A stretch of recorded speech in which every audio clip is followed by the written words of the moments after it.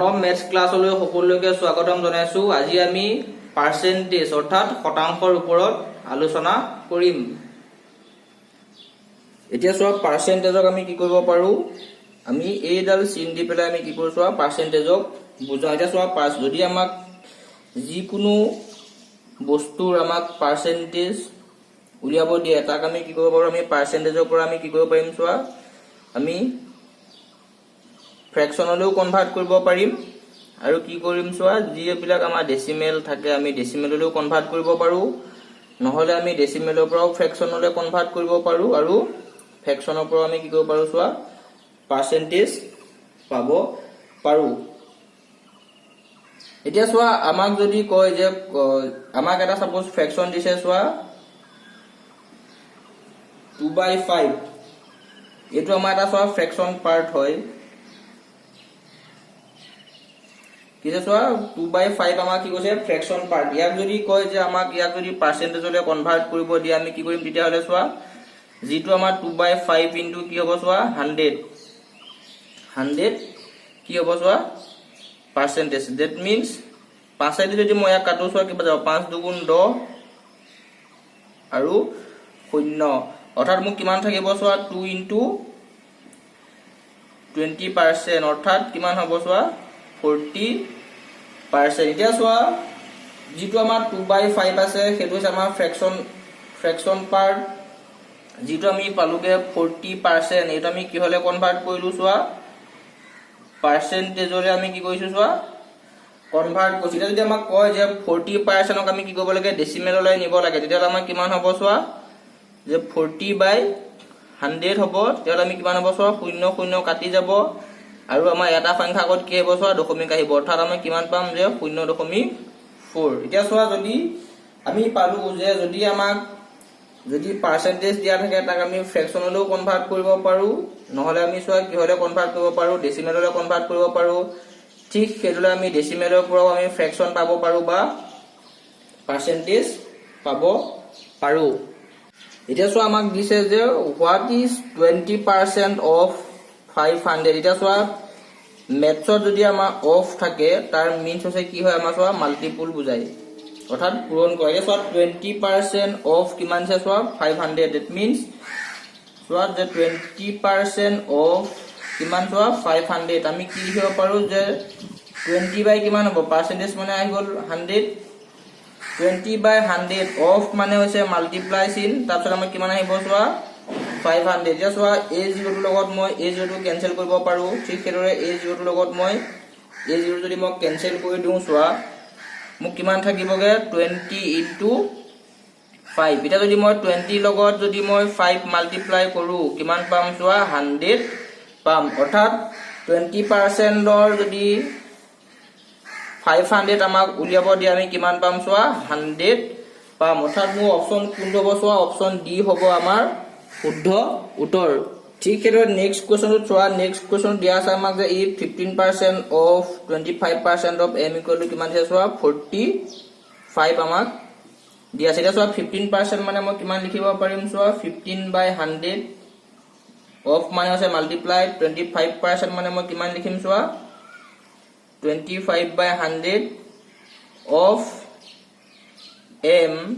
Equal to কিমান আছে চোৱা 45 আছে। এতিয়া যদি চোৱা m টো আমি ৰাখি থওঁ তেতিয়াহ'লে মই কি লিখিব পাৰিম চোৱা যে 45 ইনটু 100/15 ইনটু কিমান হ'ব চোৱা 100/25। ইয়াক মই কি কৰিম, ইয়াক মই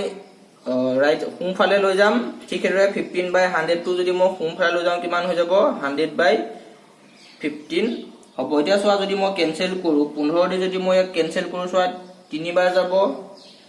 ঠিক সেইদৰে 25 100 কেইবাৰ যায় চোৱা 4 বাৰ, অৰ্থাৎ মই কি পামগে চোৱা যে 3 ইনটু 100 ইনটু কিমান হ'ব চোৱা 4, অৰ্থাৎ 3 লগত যদি মই 100 মাল্টিপ্লাই কৰো 300 আৰু 4 কৰিলে মই কিমান পাম চোৱা 1200, অৰ্থাৎ 15% of 25% of m equal to যদি 45 হয় তেতিয়াহ'লে মই m ৰ ভ্যালুটো কিমান পাইছো চোৱা 1200, অৰ্থাৎ অপচন বি হ'ব আমাৰ শুদ্ধ উত্তৰ। তাৰ পাছৰ প্ৰশ্নটো চোৱা তাৰ পাছৰ প্ৰশ্নটো আমাক দিয়া আছে যে 32% of 500 plus 162% of 50 equal to কিমান আমাক সুধিছে অপচন দিছে চোৱা 250 বি দিয়া আছে আমাক 200 অপচন সি দিয়া আছে আমাক 230 আৰু অপচন ডি দিছে চোৱা আমাক 241 তে চোৱা 32% of 500 অৰ্থাৎ আমি কিমান লিখিম চোৱা 32/100 into 500 plus 162/100 into কিমান হ'ব চোৱা 50 হ'ব ঠিকৰে চোৱা যদি মই 0 0 কেনসেল কৰি দিও ইয়াত থাকিব ভাগত 32 into 5 plus ইয়াত চোৱা 50 যদি মই ইয়াক কাটো কিমান হ'ব 2 টাইম আৰু ই ইয়াক কাটে চোৱা 2 গুণ 16 আৰু 2 গুণে 2 অৰ্থাৎ আমি কেন পাইছো চোৱা 81 এতিয়া চোৱা 32 লগত যদি মই 5 মাল্টিপ্লাই কৰো কিমান হ'ব চোৱা 5 2 গুণ 10 0 হাতে যাব মই 3 5 গুণ 15 একে কিমান হ'ব চোৱা 16 160 যোগ 81 এতিয়া চোৱা যদি মই 160 লগত 81 যোগ কৰো কিমান পাম চোৱা x 241 অৰ্থাৎ 160 লগত মই 81 যোগ কৰিলে কিমান পাম চোৱা 241 গতিকে অপচন কি হ'ব চোৱা আমাৰ অপচন ডি হ'ব শুদ্ধ অৰ্থাৎ 32% of 500 plus 162% of 50 equal আমি কিমান পাম চোৱা 241 পাম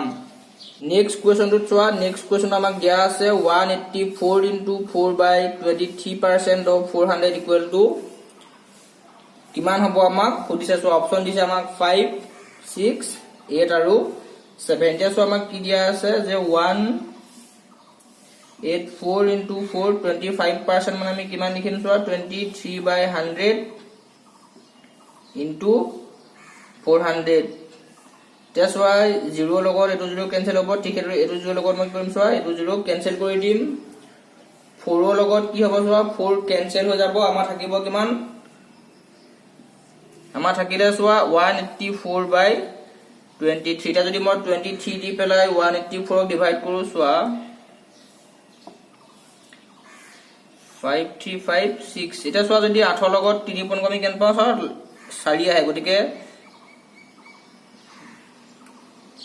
যদি মই 8 দি চাও চোৱা 3 গুণ 4 এটা 2 আৰু 16 17 18 184 অৰ্থাৎ আমাৰ কিমান হ'ব চোৱা 8 বাৰ যাব গটিকে আমাৰ অপচন কিমান হ'ব চোৱা অপচন সি হ'ব আমাৰ শুদ্ধ উত্তৰ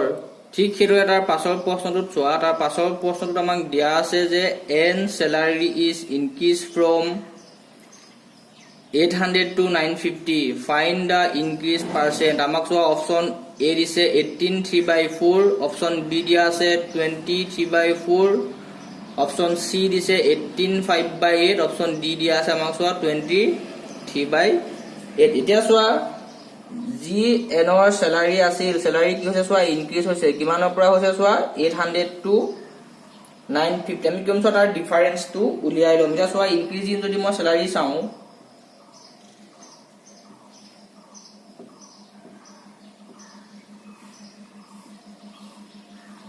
এতিয়া চোৱা স্যালাৰি যদি মই ইনক্ৰিজ কিমান হৈছে চোৱা যে 950 মাইনাস 800 অৰ্থাৎ মই কিমান পাম চোৱা 150 অৰ্থাৎ স্যালাৰি কিমান ইনক্ৰিজ হৈছে 150 গতিকে মই 150 কি উলিয়াম চোৱা পাৰ্সেন্টেজ উলিয়াম এতিয়া আমি কি উলিয়াম চোৱা যে ইনক্ৰিজ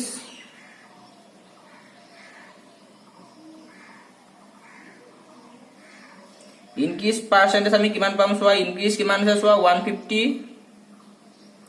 আৰু তেও চোৱা ইনিশিয়াল স্যালাৰি কিমান আছিল 800 into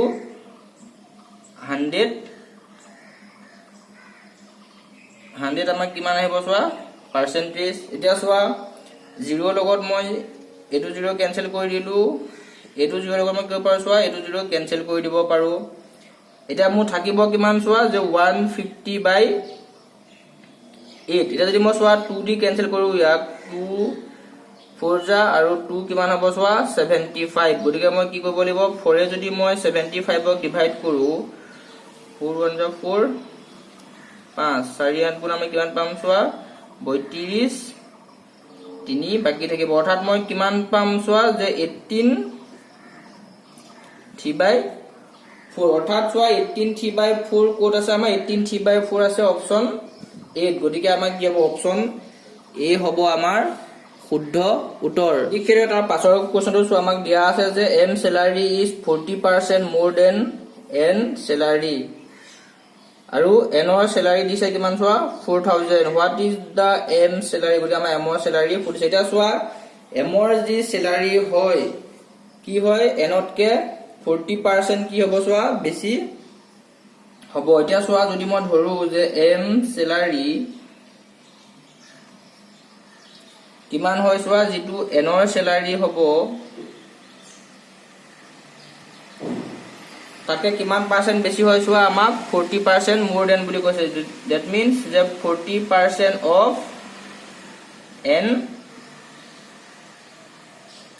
salary এতিয়া চোৱা n ৰ salary আমাক কিমান দিয়া আছে চোৱা 4000 plus 40% means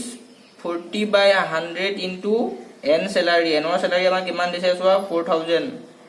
এতিয়া চোৱা 0 0 cancel হ'ব আমাৰ থাকিব কিমান চোৱা 4000 প্লাস 4 লগত যদি মই 4 পূৰণ কৰো কিমান হ'ব চোৱা 16 আৰু এফালে আহিব আমাৰ দুটা শূন্য অৰ্থাৎ মই কিমান পাম চোৱা যে 4000 প্লাস 1600 অৰ্থাৎ 5600 অৰ্থাৎ মোৰ কিমান হ'ব লাগিব চোৱা 5600 অৰ্থাৎ অপচন কোনটো হ'ব চোৱা আমাৰ অপচন ডি হ'ব আমাৰ শুদ্ধ উত্তৰ নেক্সট কোৱেশ্চন তো চোৱা নেক্সট কোৱেশ্চন আমাক দিয়া আছে if 15% of a number is 75 then what is the value of 40% of that number এটা চোৱা আমি যেটো নাম্বাৰ দিছে তাৰ 15% আমাক কিমান দিছে চোৱা x আমি চাও ধৰি লওঁ যদি আমি নাম্বাৰটো x হয় তেতিয়ালে কি হ'ব চোৱা যে 15% of x ইকুৱেল টু আমাক কিমান হ'ব লাগে চোৱা 75 15% means কিমান হ'ব চোৱা মোৰ 15/100 of means multiply আৰু x equal to মোক কিমান হ'ব চোৱা 75 ইয়াৰ পৰা মই যদি x ৰ মান উলিয়াও কিমান পাম চোৱা যে 75 into 15 বাই যদি 100 টু সিটো সাইডে মোক গুছি যায় কিমান হ'ব চোৱা 100/15 হ'ব এটা চোৱা যদি মই 15 75 কাটো চোৱা কিমান হয় আমাৰ 5 15 75 অৰ্থাৎ মই কিমান পাম চোৱা যে 500 পাম এতিয়া চোৱা মোক কি লাগে যে 40% of that number that means কিমান হ'ব লাগিব যে 40% of মই কিমান উলিয়াম চোৱা এতিয়া 500 উলিয়াম এতিয়া চোৱা 40% means আমাৰ কিমান আহিব 40/100 into 500 0 0 cancel হ'ব ইয়াৰ লগত মই থাকিব কিমান চোৱা যে 40 into 5 যদি মই 40 লগত 5 মাল্টিপ্লাই কৰো কিমান হ'ব 4 5 গুণ মোৰ হ'ব 20 আৰু এটা শূন্য হ'ব অৰ্থাৎ কিমান পাম মই চোৱা 200 পাম অৰ্থাৎ অপচন যেটো মু বি অপচন বি হ'ব মু চোৱা শুদ্ধ উত্তৰ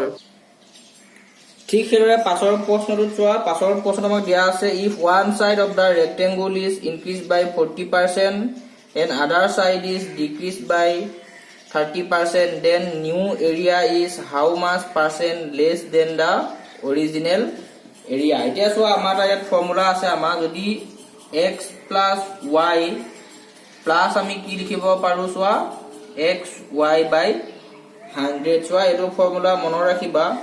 যদি আমাৰ সাকসেসফুলি ইনক্ৰিজ অৰ ডিক্ৰিজ বুজাই দিলে আমি কি কৰিম x plus y plus xy by 100 আমি কি কৰিম এই ফৰ্মুলাটো ইউজ কৰিম এটা চোৱা আমাক প্ৰথমতে কি দিছে ইনক্ৰিজ মানে x টো কি আহিছে আমাৰ প্লাস ঠিক এৰে ডিক্ৰিজ হলে কি হ'ব আমাৰ চোৱা কমি যাব কমিব প্লাস ঠিক এৰে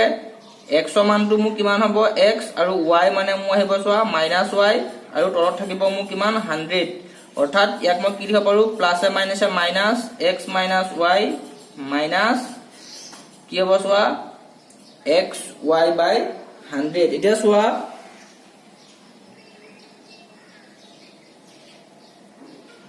আমাক কিমান দিছে চোৱা 40% ইনক্ৰিজ 40 minus 30% আমাৰ decrease 30 minus কিমান হ'ব x into y that means 40 into 30 by কিমান হ'ব চোৱা 100 40 পৰা যদি মু 30 যায় কিমান থাকিব 10 minus 0 0 cancel যাব 4 3 গুণ 12 অৰ্থাৎ যদি মই 10 ৰ পৰা 12 বিয়োগ কৰো মই কিমান পাম চোৱা -2 পাম সেইকাৰণে কৈছে যে পাৰ্চেন্ট মাইনাস ইন দিছে চোৱা লেস দেন বুলি কৈছে যে যেটো আমাৰ অৰিজিনেল এৰিয়া হ'ব তাতকে কিমান পাৰ্চেন্ট আমাক কম হ'ব খুদিছে কিমান পাৰ্চেন্ট কম হ'ব চোৱা এতিয়া যে 2% কম হ'ব